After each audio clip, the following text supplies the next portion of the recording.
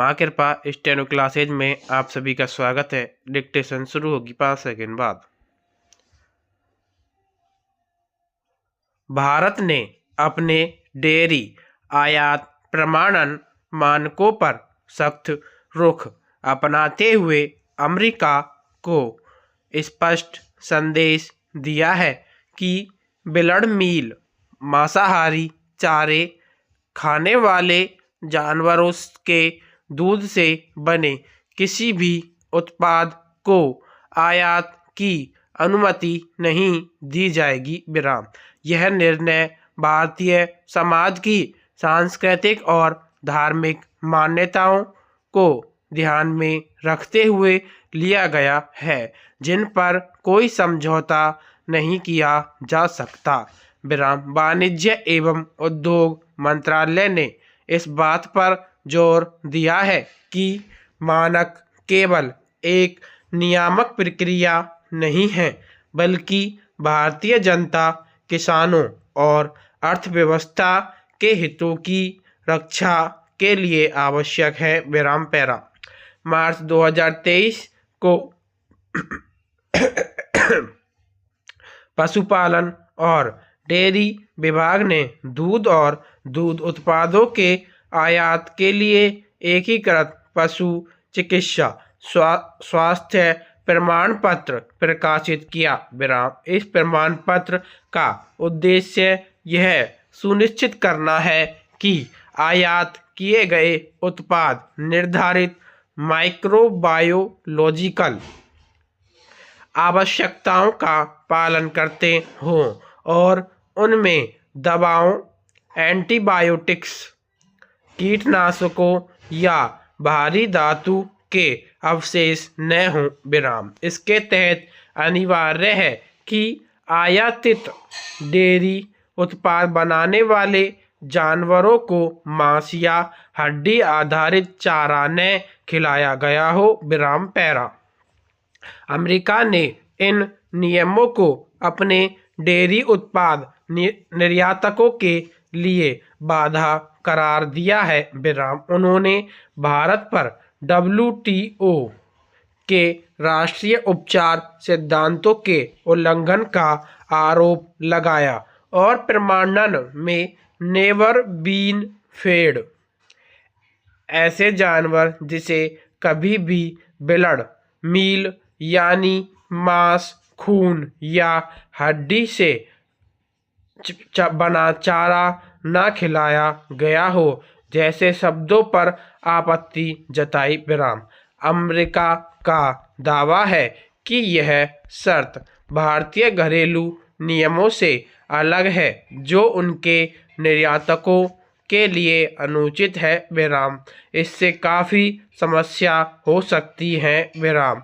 Blood meal protein और पोषक तत्वों से भरपूर होता है, जो जानवरों की वृद्धि और उत्पादन को बढ़ाने का काम करता है। विराम पैरा। भारत ने इन आपत्तियों को खारिज करते हुए स्पष्ट किया है कि नेवर बीन फेड जैसे मानक न केवल भारतीय सांस्कृतिक और धार्मिक परंपराओं को संरक्षित करते हैं, बल्कि इसके विरोध का वैज्ञानिक आधार भी महत्वपूर्ण है। विराम। भारतीय परंपरा में अहिंसा और शाकाहार का पालन किया जाता है और ऐसे किसी भी उत्पाद को स्वीकार करना जो इन मानकों का उल्लंघन करता हो, भारतीय सांस्कृतिक संप्रभुता और धार्मिक संवेदनाओं का उल्लंघन होगा। विराम। वर्तमान डेयरी आयात प्रमाणन मानकों का उद्देश्य केवल सांस्कृतिक परंपराओं की रक्षा करना नहीं है, बल्कि यह वैज्ञानिक और सार्वजनिक स्वास्थ्य की दृष्टि से भी आवश्यक है। कई बड़े अनुसंधानों से यह सिद्ध हुआ है कि मांस या हड्डी से बना चारा खाना जानवरों के साथ उनके दूध उपभोक्ताओं के लिए भी घातक है। इससे कई गंभीर बीमारियों की आशंका बढ़ती है। भारत जो विश्व का सबसे बड़ा दूध उत्पादक देश है, अपने पशुधन और जनता के स्वास्थ्य को ऐसे खतरे से बचाने के लिए प्रतिबद्ध है। यह एहतियाती कदम भारत के सार्वजनिक स्वास्थ्य और पशुधन सुरक्षा की प्राथमिकताओं को भी दर्शाता है। विराम पैरा।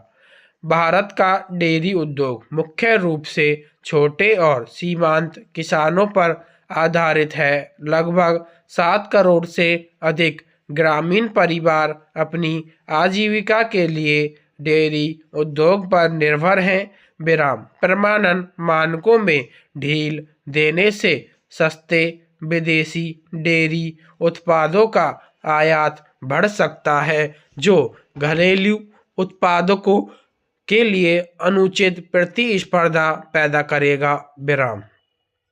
इसके अलावा अगर विदेशी उत्पाद नैतिक और स्वच्छता मानकों का पालन नहीं करते हैं, तो वे भारतीय उपभोक्ताओं के विश्वास को कमजोर कर सकते हैं। विराम। ऐसे में इन मानकों को बनाए रखना यह सुनिश्चित करता है कि घरेलू बाजार में सुरक्षित और उच्च गुणवत्ता वाले उत्पाद उपलब्ध हों।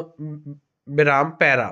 ब्लड मील यानी मांसाहारी चारा आधारित प्रतिबंध पर्यावरणीय दृष्टिकोण से भी काफी महत्वपूर्ण है। विराम। मांस और हड्डी आधारित चारे के उत्पादन में ग्रीन हाउस गैस उत्सर्जन, वनों की कटाई और जल प्रदूषण जैसी समस्याएं होती हैं। विराम। भारत के सख्त प्रमाणन मानक स्थायी डेयरी उत्पादन को बढ़ावा देते हैं, जो जलवायु परिवर्तन से लड़ने के वैश्विक प्रयासों के साथ मेल खाते हैं। विराम पैरा।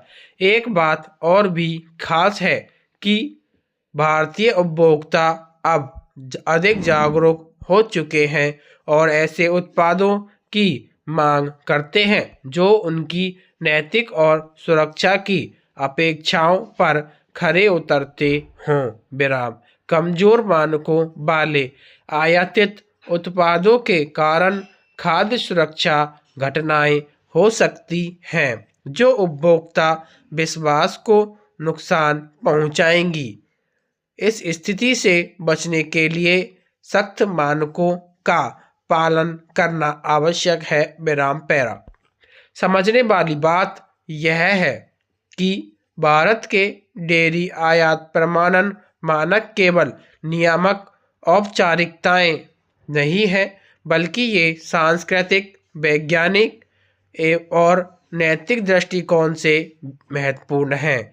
इन मानकों में कोई ढील देना न केवल लाखों किसानों की आजीविका को खतरे में डाल सकता है, बल्कि सार्वजनिक स्वास्थ्य, पर्यावरण और घरेलू अर्थव्यवस्था पर भी नकारात्मक प्रभाव डाल सकता है। विराम पैरा।